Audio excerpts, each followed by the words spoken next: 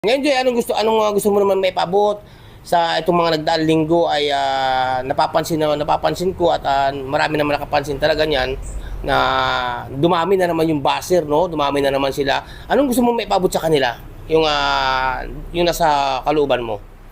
Ano po, para sa akin po, siguro po, unahin po natin yung sa sarili po natin. Kung hanggat maaari po, wag po tayong magbitaw ng mga masasakit na salita or syempre, kung may napapansin man po tayo sa tao po na mali or hindi maganda, pwede naman po nating i-correct yung tao na in a good way. Tama. Hindi po yung nag-spread po tayo ng hate kasi parang nag-spread po kayo ng negativity sa sa team po ng Kalingap. Kaya yung goal lang naman po natin is yung yung makapagtapos po yung mga beneficiary ni Kuya Rab.